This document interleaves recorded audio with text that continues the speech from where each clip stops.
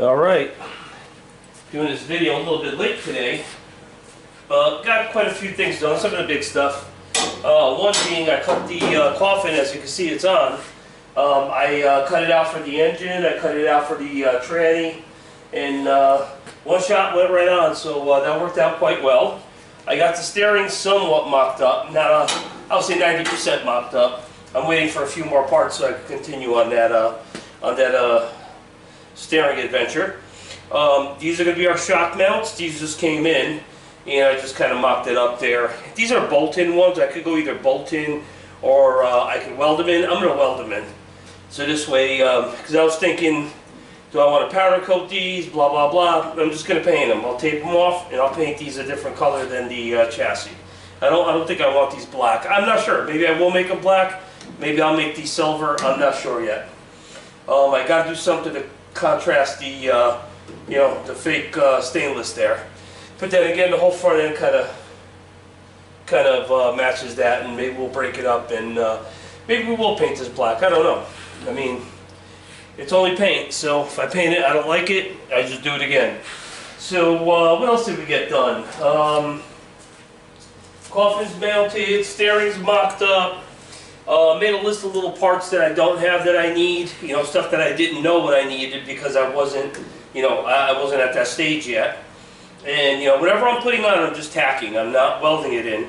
I'm just tacking. Motor mounts are tacked, the cross member, tranny cross member is tacked, everything is tacked. So I was happy. The coffin came apart pretty easy. The tops came off no problem. The interior kind of broke my heart to take that interior out. It was really nice, but I was thinking of recycling it and creating some panels for the side, but they were too small, so I'm just going to have to just kind of ad-lib on that when it's time. One thing that we do have to do for safety is I'm going to create a cage in here, but the first thing I need to do though is get a firewall, and I'll get the camera off in a minute, we'll look in here.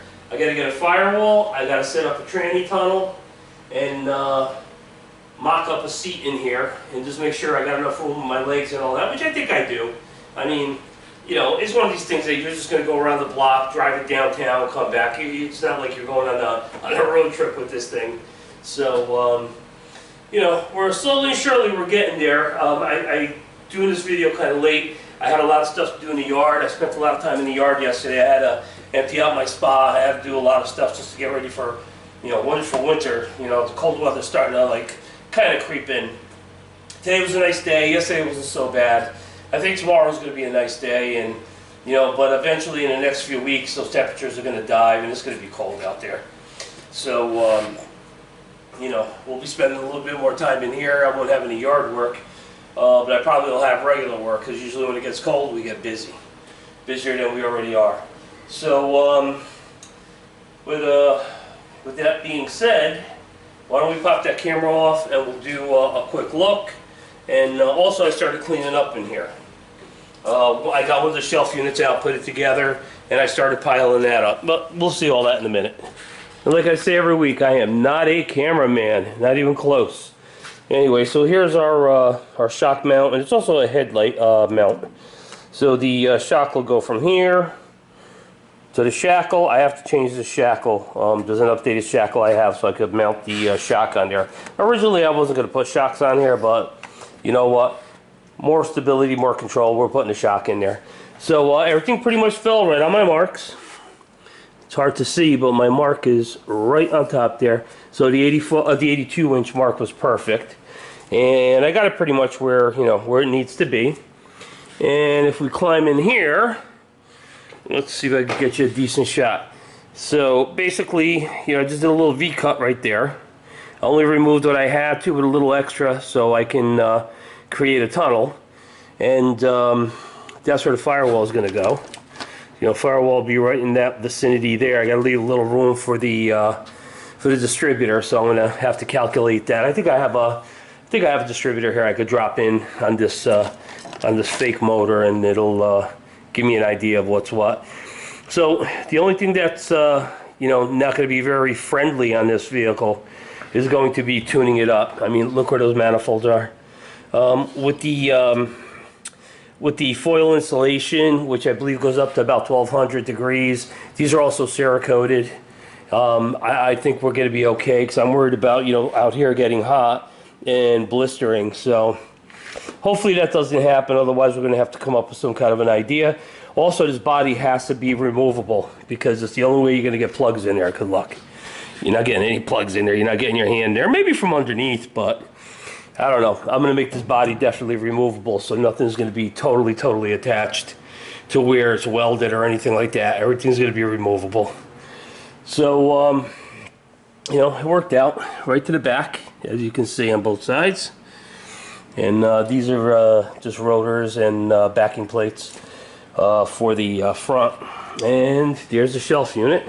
So I put this shelf unit together today. I have one more. I just threw everything on here for now just to get it off the floor. It's not 100% organized.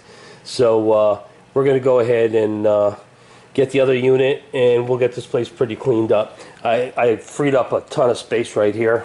Still got a couple little things there. Under the bench is pretty much all cleaned up, and the bench is a friggin' disaster, as you can see. But slowly and surely we're getting everywhere in many different directions. So I guess this is our double D shaft. As you can see, they call it a double D because it's like two D's put together. And we have a Heim joint, so we're not going to be able to see what I did. Oh yeah, I think we can. So basically, that vice grip is holding the Heim joint, which is this piece here. It's holding it at the thread part. Not real tight, just enough so it doesn't move. And then I fed the double D through the Heim joint, and I marked where I need to cut. Another universal joint will go there, and it'll head to about the vicinity of here, and then it'll go up into the column. So we need to get a column. We need to make a decision on what we're doing for a column also.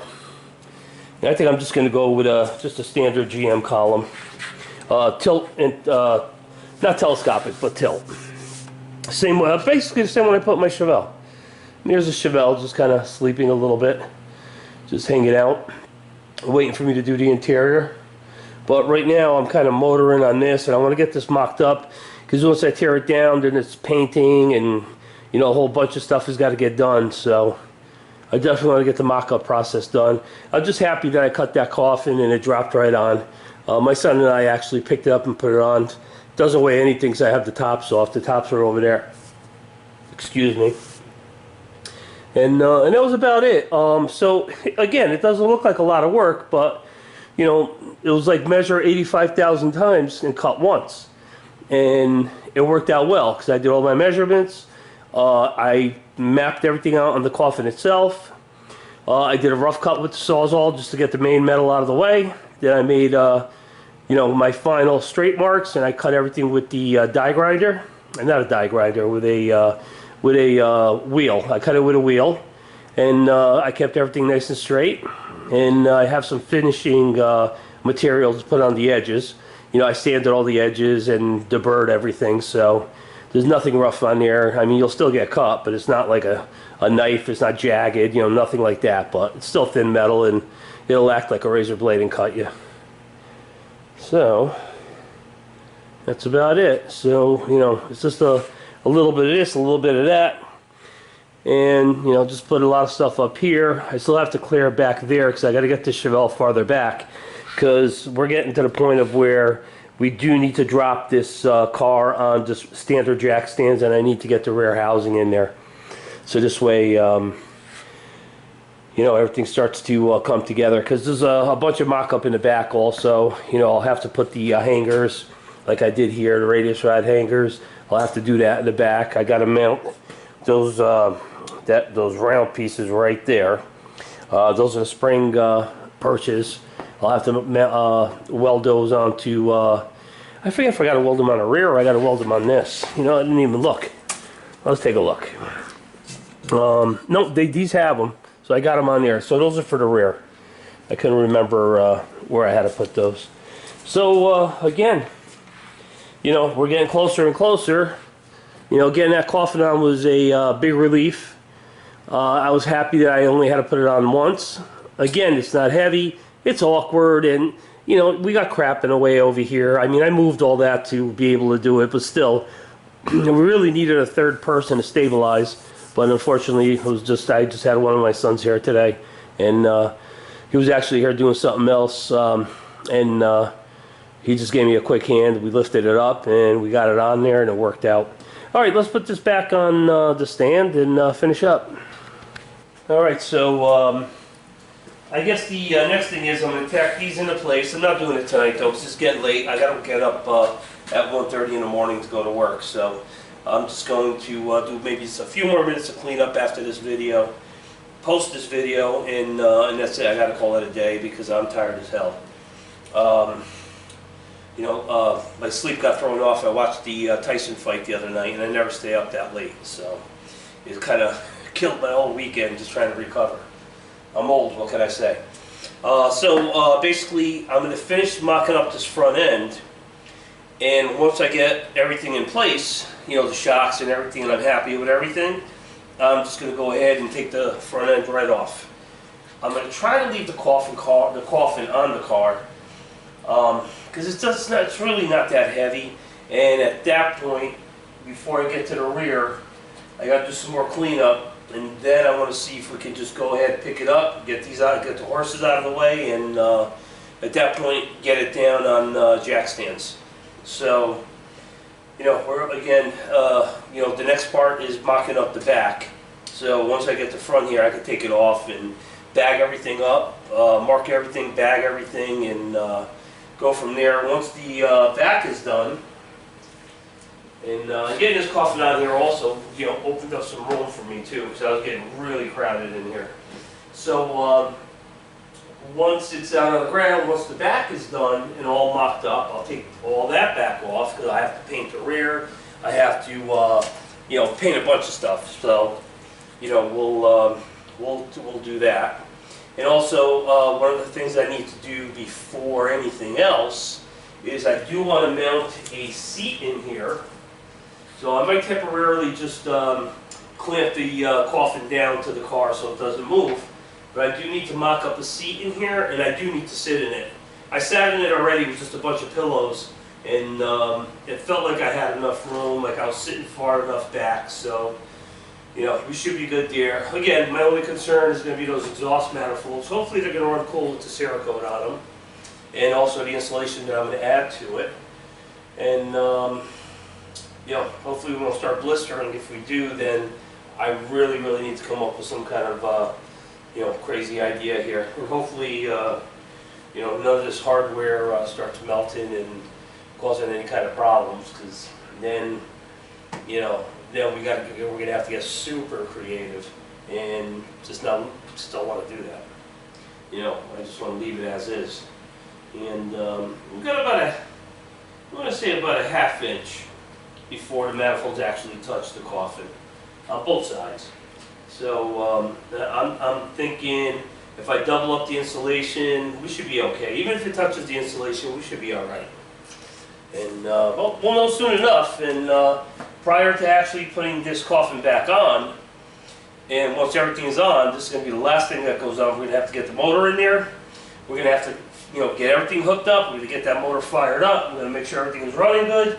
And then we're going to put this on. In the meantime, I'm trying to come up with an idea to, you know, make this removable. And, you know, it shouldn't be anything hard. And I wanted to do, you know, some type of body melt, so for vibration.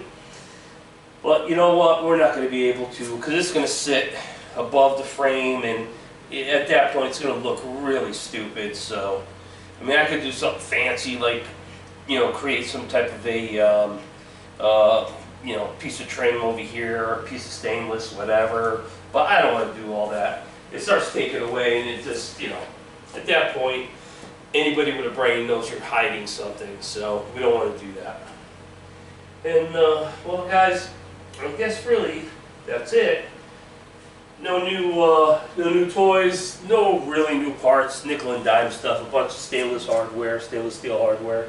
I don't think, yeah, there was nothing new. You know, at this point, I don't really need anything.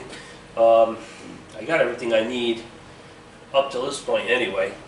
And I guess that's it. So next week, hopefully, we'll see the back on there. We'll see maybe the coffin back off. I don't know, and maybe we'll see the car on the ground. Like I said, I just got to get this this stuff here mocked up, and you know, I'm there. I just got to weld these up. You know, tack them. I'm not welding anything. I'm just tacking. And you know, just put the other one here. And just make sure it's in the same place, which it is right there up against the weld. Because when I welded this, I made sure that I had the weld at a certain line. I actually made a mark and I welded along that mark, so this way I could actually use it as a stop, like what I'm doing right now. So I guess that's about it. And just to show you why I'm using a Heim joint. So basically, when you start using a bunch of joints, you know, swivel joints, you're going to need, after the first swivel joint, which would be on the front of the box, and you add another one towards the end here to join onto another rod, another shaft. If you don't put this piece on there to stabilize this, it's going to be all over the place when you're trying to steer it. It's going to bind. It's eventually just going to break. So this just acts as an anchor, and usually you put it up, you know, it's always best to keep it close to where the joint is, towards the end of the rod. And these are, they're fairly inexpensive. I think they were like $50 each, if I'm not mistaken. And, you know, you definitely need them if you're going to start doing steering like this. And this here is going to be some crazy steering. But so far, up to the point of where I got it, I can reach in and I can turn it. I can turn the box, and it's working.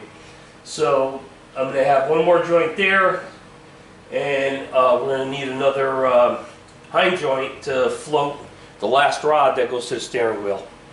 And we need the steering wheel because we got to mock that up too. Because, you know, I was going to go with a reverse Corvair box, which I would have had a long rod along the side here going to the steering. And that was one thought. And then I really didn't want this rod here, and so we went with the Vega box. But with the Vega box, you got to get those shafts all the way back here.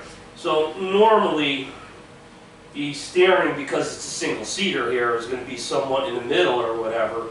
So, you know, that's gonna throw us a little bit. That's gonna, you know, throw a little wrench in things. I'm not sure how I'm going to handle that yet, because you know, am I going to mount it in the middle? I don't think I can, because the tranny is going to be in the way. So we're going to have to mount it towards the left, but not too far over to where, you know, again, it's going to be hard to use, because you'll be like this. You're not going to be in front of the wheel. So we'll see. We will see. There's ways to get around that too. They make little boxes that I can actually center the wheel. I can center the wheel where I want it, and have everything else here. It's like a little transmission box with a chain. It's like an offset box, basically. And we could do something like that, but we're not there yet. And also, safety. Gotta always remember, safety. This is sheet metal. Sheet metal, this is not safe if somebody hits you, you know, for that quick ride you want to take, and somebody not paying attention because they're too busy looking at their phones, hits you. It's not going to be pretty in here. So, I got to set up my bender, and you know what? I think that's something new. Let me grab it. I'm going to be off camera a second here. All right, so basically, I'm taking my JD squared bender, and I'm going to convert it to hydraulic. So what I went with was a swag setup. This here is going to grab a cylinder, an air cylinder, air hydraulic cylinder, and it's got a spring, so this way it returns when you release it, and a bunch of hardware in here. Fairly inexpensive, approximately, I would say with shipping and everything, a couple $100, I think it was. So let's put this on our new shelf. And we're going to use this.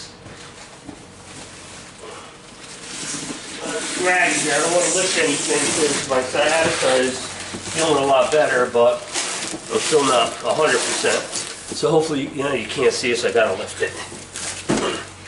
So basically, just a Harbor Freight 8-ton press, not press. It's a hydraulic ram, like you would use on an engine hoist. That will slide into the unit I just showed you. That's going to connect to my JD squared bender. I have a JD Model 3, and basically when we're bending, because we've got to bend the exhaust, and that's going to be another nightmare. So basically when we're bending, we're just going to hit the switch for the air, let the cylinder do the work, because like I always say, I'm too old for this, so I'm not going to sit here. I can't mount anything to the floor anyway, and it doesn't make any sense to bend it at the shop where I couldn't mount to the floor because the car's not there. So if you make a mistake, what are you going to do, drive back and forth 5 miles, well 10 miles total? No. So I bought that, and I'll start putting that together probably next week and be all set with that. I believe I don't need anything else. I have everything.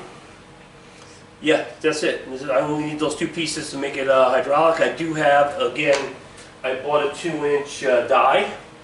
I'm not picking that up, definitely not picking that up. That thing is heavy. So when I do this, I'm going to have one of my boys help me. Because, again, my sciatica is, it's better, way better, but I can't keep straining it because I have to work every day, so I have to, know when I'm, well, I'm not defeated, but know when enough is enough, and I need to ask for help, and that's what I'm going to have to do. So when we bend the exhaust tubing, because exhaust tubing is thin wall tubing, it's I believe it's I want to say it's 84 thousandths, I believe, if I remember correctly, which is pretty thin. It's thin for a bender. So when you see these pipe benders, or tube benders, I should say, they're more or less for like heavy tube, for DOM tubing, like .120, .125, and a little heavier. There is a limit on the heaviness, but you can bend, pretty heavy metal or pretty heavy tubing on the JD squared Model 3. And again, I pay for all this. Nobody gives me anything, but if a tool works, if a tool's good, I'm going to tell you about it. So, if you're thinking of buying something and I mentioned something here, at least it'll help you know that, hey, it worked for me, so it should work for you. So basically what we're going to have to do when we bend the tubing is we're going to need to pack, put the ends on, pack it with sand, put sand in there and just pack it, and make sure the other side is covered. Because normally exhaust tubing is mandrel bent, meaning that there's a follower at the tube. It's usually a long slide. On the end there's usually the forming die, the rider, and that die usually has a way to pump grease out of it. You could just grease the whole pipe too, it doesn't matter. And as it's bending, that end piece is kind of not riding along with it, but it's maintaining stability at the bend point. So as it starts bending, that piece is there, and it's going to allow it very minimal distortion. There's going to be some distortion, but nothing you're going to notice. So when I do the exhaust on this, we need to put a 90 in here.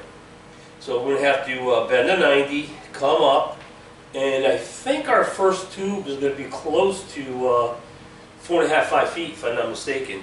Because you got to take into consideration as you're dropping down, you don't want it too short here because you're right there. You don't want to breathe exhaust. You want it over your head. So that's going to be an adventure. Just bending the tubing, and I've never bent exhaust tubing before on this bender, so it's going to be a little bit of an adventure. I'm going to try to invent some type of a mandrel, so this way it'll bend easier. But as of right now, I think the packing of sand is going to be the plan. But again, things change because my brain changes like every 2 seconds, and that's about it.